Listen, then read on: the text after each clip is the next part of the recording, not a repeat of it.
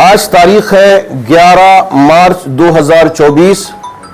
حضرات علماء کرام وقف بورڈ کی چھت پر پہنچ کر چاند دیکھنے کی کوشش کی، لیکن یہاں چونکہ بنگلور میں ابر آلود ہے، اس وجہ سے یہاں چاند نظر نہیں آیا۔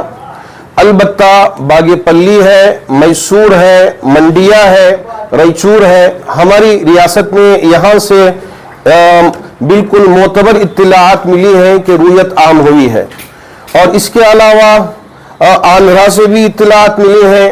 تمل ناڈو کے قاضی صاحب سے بھی بات ہوئی تو وہاں بھی رویت ہوئی ہے، اس پر فیصلہ لیا، اور ہمارے ملک کی مختلف ریاستوں میں رویت عام ہوئی ہے۔ اس وجہ سے حضرات علماء کرام سے مشورہ کرنے کے بعد یہ فیصلہ لیا گیا کہ چاند ہماری ریاست میں اور ہمارے ملک میں نظر آیا ہے۔ انشاءاللہ آج سے تراویح کا اہتمام کیا جائے گا، اور امت مسلمہ کل سے روزے کا اہتمام کرے گی۔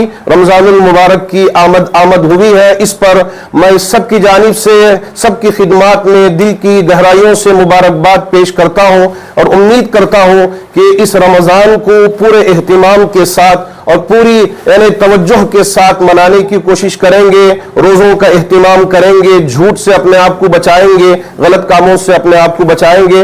اللہ کرے کہ اللہ رب ذوالجلال پوری ریاست کے لیے یہ چاند ہمارے لیے امن و امان کا باعث بنے۔